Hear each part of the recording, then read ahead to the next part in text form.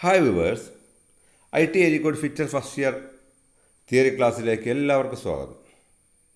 ഇന്നത്തെ class reamers എന്ന ടോപ്പിക്കിനെ കുറിച്ചാണ്.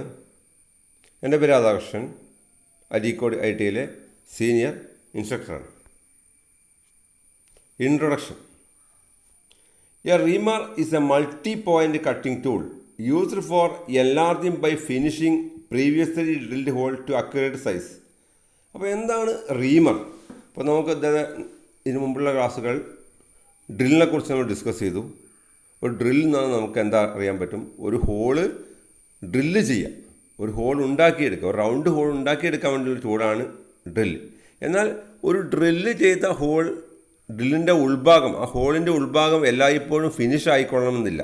അതിനുള്ളിൽ ചെറിയ റഫ്നെസ് ഉണ്ടാവും. അപ്പോൾ ഇത്തരം നമുക്ക് നല്ല ഫിനിഷിങ്ങുള്ള പിന്നിട്ട് വർക്ക് ചെയ്യാൻ വേണ്ടിയൊക്കെ നമുക്ക് വളരെ ഫിനിഷിങ് കൂടിയ ഹോൾ ആവശ്യമാണ്. അപ്പോൾ ഈ ഹോളിൻ്റെ ഉള്ളിൽ ഫിനിഷ് ചെയ്യാൻ വേണ്ടി അതിന് തക്കമുള്ള ടൂള് നമുക്ക് ആവശ്യമാണ്. അപ്പോൾ അതിനുപയോഗിക്കുന്ന ഒരു ടൂളാണ് റീമർ. അപ്പോൾ ഒരു റീമർ എന്ന് പറഞ്ഞാൽ ഒരു മൾട്ടി പോയിൻ്റ് കട്ടിങ് ടൂളാണ്. അത് ഒരു ഹോള് ചെറുതായിട്ട് എൻലാർജ് ചെയ്യുകയും അതോടൊപ്പം തന്നെ ഹോളിൻ്റെ ഉൾഭാഗം ഫിനിഷ് ചെയ്യുകയും ചെയ്യുന്നു. അത് ചിത്രം ശ്രദ്ധിക്കുക. ഒരു ഹാൻഡ് റീമർ ചിത്രമാണ് കാണിച്ചിരിക്കുന്നത്.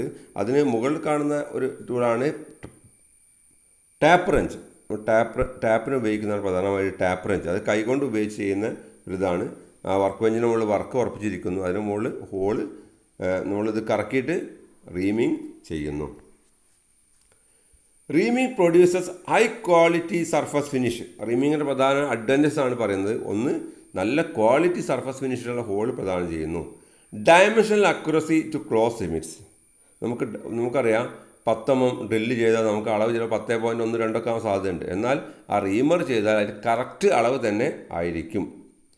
Also small holes which cannot be finished by other processes can be finished. മറ്റുള്ള പ്രോസസ്സ് കൊണ്ട് ഫിനിഷ് ചെയ്യാൻ പറ്റാത്ത ചെറിയ ഹോൾസ് ഫിനിഷ് ചെയ്യാൻ വേണ്ടിയിട്ട് നമുക്ക് റീമർ ഉപയോഗിക്കാം. Classification of reamers. ഒരു റീമേഴ്സ് എങ്ങനെയാണ് ക്ലാസിഫൈ ചെയ്തതെന്ന് നോക്കാം. Reamers are classified as hand reamers and machine reamers.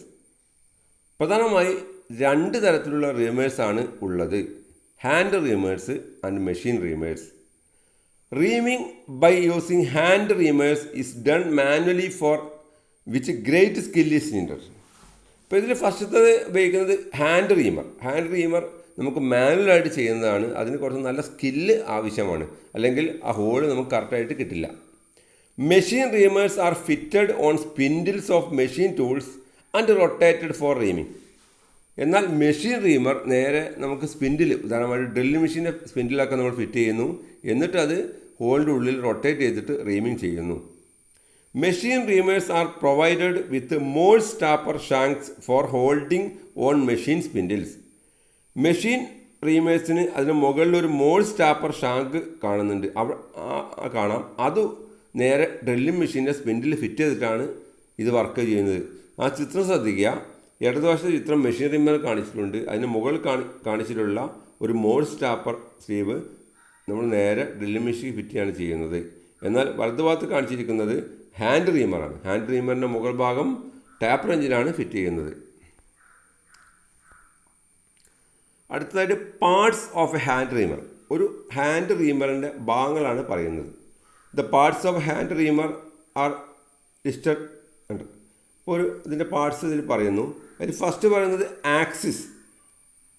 ആ ചിത്രം നിങ്ങൾ നോക്കിയാൽ നിങ്ങൾക്ക് ആക്സിസ് കാണാൻ പറ്റും. Axis, the longitudinal centre line of the Reimer.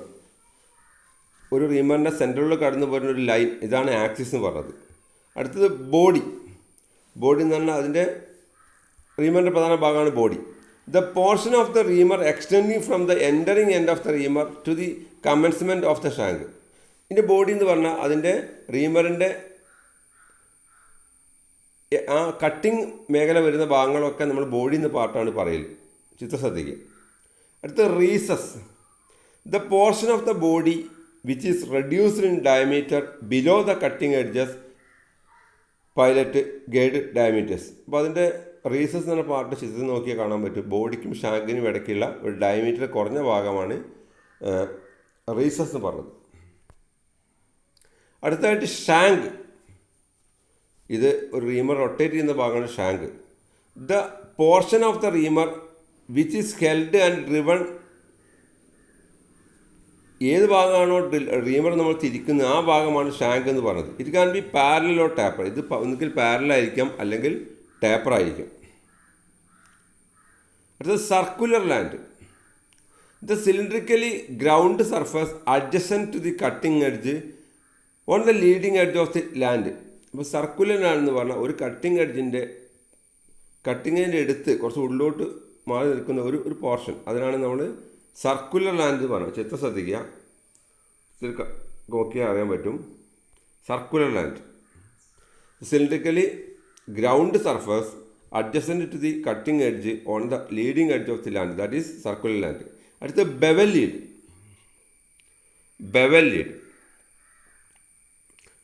നമുക്കറിയാം, ഒരു റീമർ ഒരു ഹോളിലേക്ക് ഇറങ്ങണമെങ്കിൽ കുറച്ച് അതിനുള്ള സ്പേസ് വേണം. അതിന് വേണ്ടിയിട്ട് റീമറിൻ്റെ അറ്റം ചെറുതായിട്ട് ചെരിച്ച് കൊടുക്കും.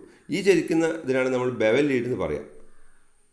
The bevel lead cutting portion at the entering end of the reamer cutting its way into the hole. ഒരു ഹോൾ കട്ട് ചെയ്യാൻ വേണ്ടി അതിലേക്ക് ഇറങ്ങി നിൽക്കാൻ വേണ്ടി കുറച്ച് ഭാഗം ചെരിച്ച് കൊടുക്കും. അതാണ് ബെവൽ ലീഡ് എന്ന് പറഞ്ഞത്. അടുത്ത് it is not provide with a circular land. ഇതിന് കൂടെ സർക്കുലർ ലാൻഡ് പ്രൊവൈഡ് ചെയ്യാറില്ല അറ്റത്ത്. അടുത്തത് taper lead.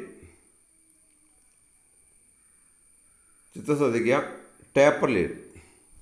The tapered cutting portion at the entering end to facilitate cutting and finishing of the hole. ഒരു hole finish ചെയ്യാൻ വേണ്ടിയിട്ട് അതിൻ്റെ അറ്റത്ത് കൊടുത്തിരിക്കുന്ന, കുറച്ച് നീളത്തിൽ കൊടുത്തിരിക്കുന്ന ചെറിയൊരു ഒരു ടേപ്പർ, ഇതാണ് ടേപ്പർ ലീഡ് എന്ന് പറഞ്ഞത്. ചിത്രം നോക്കി അറിയാൻ പറ്റും. അതിൻ്റെ ഏറ്റവും അറ്റത്ത് ബെവൽ ലീഡ്, അതിൻ്റെ പുറകിൽ taper lead. It is not provide with a circular land. ഈ സ്ഥലത്തും സാധാരണ രീതിയിൽ സർക്കുലർ ലാൻഡ് കൊടുക്കാറില്ല. Bevel lead angle. The angle formed by the cutting edges of the bevel lead and reamer axis. ഒരു reamer ആക്സിസിന് കൊടുത്തിരിക്കുന്ന, ഒരു ബെവലിന് കൊടുത്തിരിക്കുന്ന ഒരു ആംഗിൾ, അതാണ് ബെവൽ ലീഡ് ആംഗിൾ എന്ന് പറഞ്ഞത്. അത് എത്ര ചെരുവിലാണോ എത്ര കട്ട് ചെയ്തിരിക്കുന്നത് അതിൻ്റെ ഒരു angle. Taper lead angle.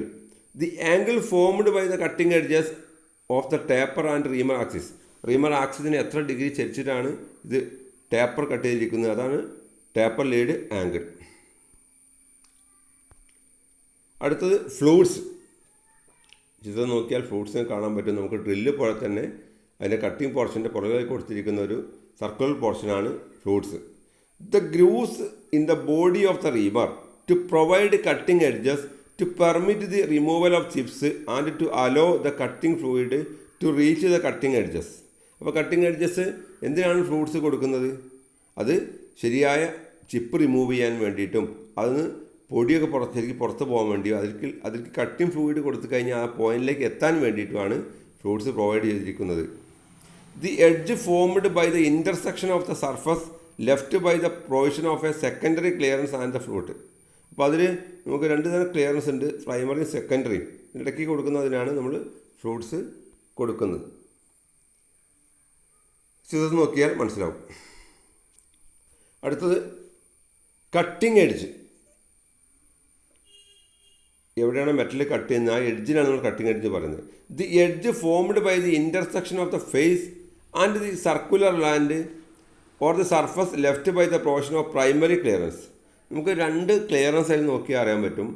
Cutting എഡ്ജിൽ നിന്ന് കൊടുക്കുന്ന ഫസ്റ്റ് ക്ലിയറൻസ് പ്രൈമറി ക്ലിയറൻസ് ആണ്, വീണ്ടും ഒരു ഭാഗത്ത് ചരിച്ച് കൊടുക്കുന്നത് സെക്കൻഡറി ക്ലിയറൻസ് ആണ്. അപ്പോൾ അതിൽ ഏരിയയ്ക്കാണ് നമ്മൾ കട്ടിംഗ് എഡ്ജ് എന്ന് പറയാം. The portion of the flute surface adjacent to the cutting edge on which chip impinges in the cut of the slot.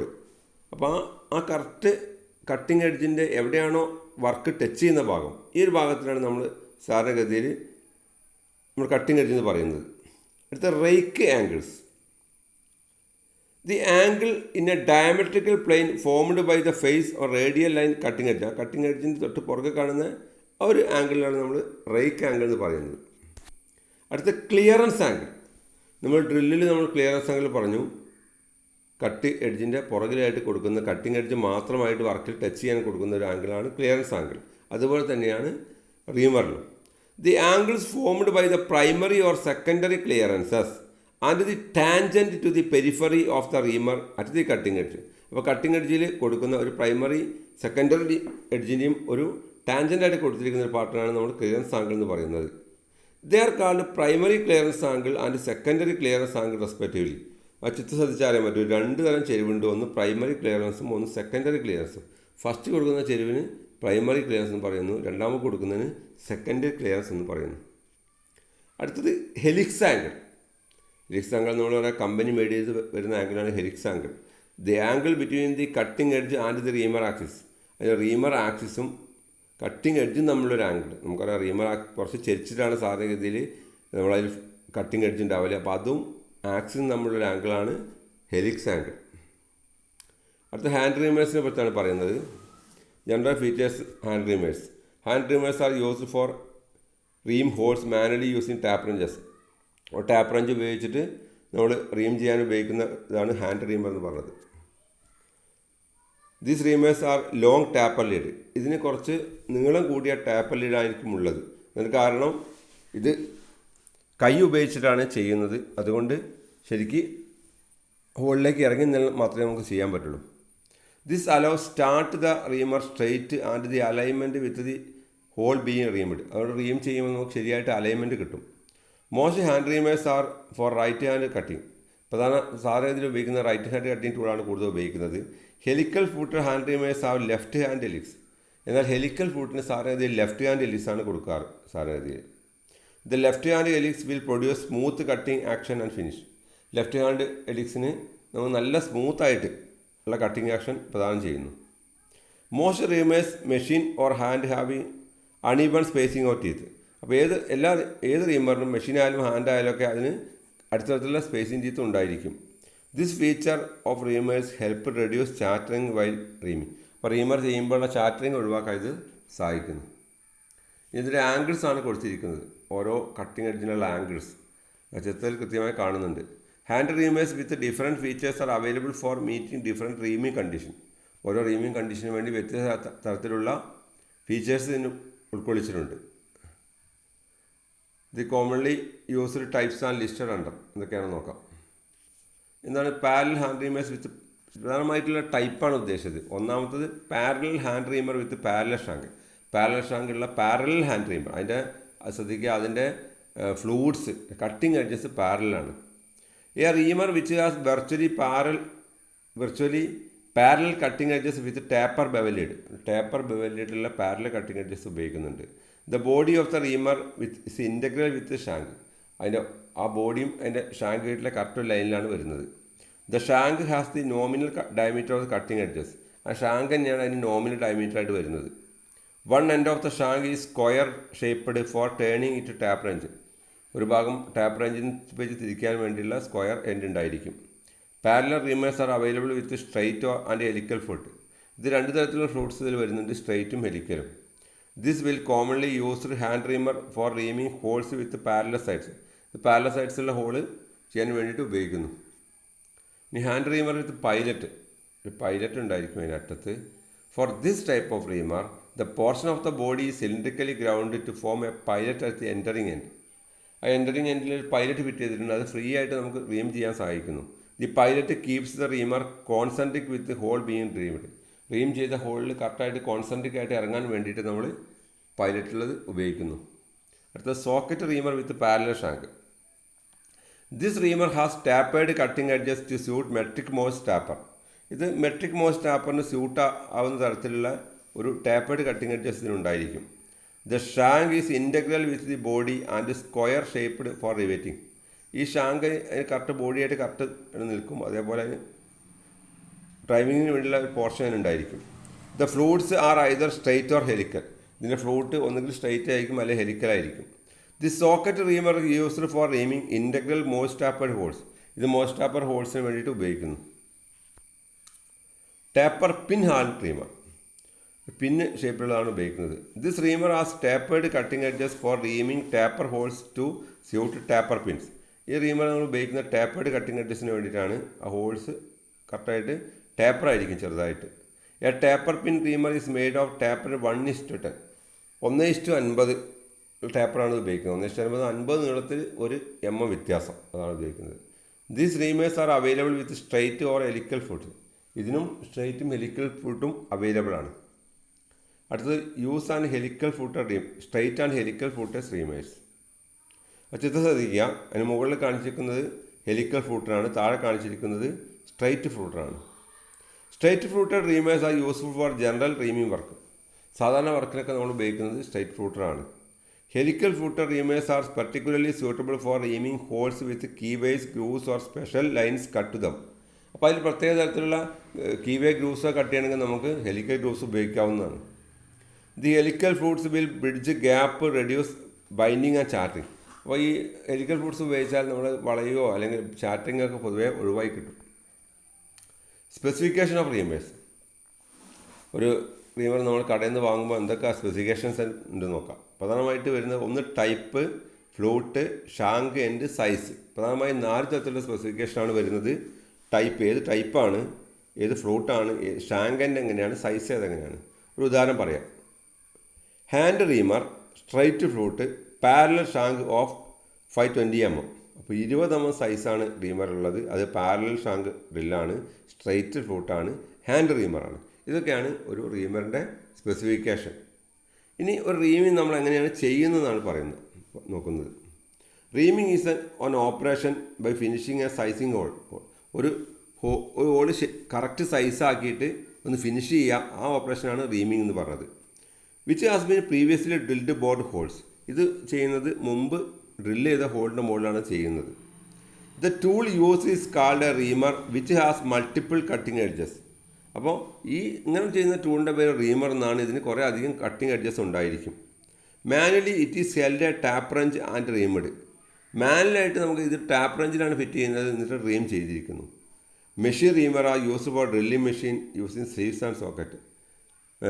എന്നാൽ മെഷീൻ റീമർ ഫിറ്റ് ചെയ്യുന്നത് ഡ്രില്ലിൻ്റെ സോക്കറ്റിലും സ്ലീവും ഉപയോഗിച്ചിട്ടാണ്.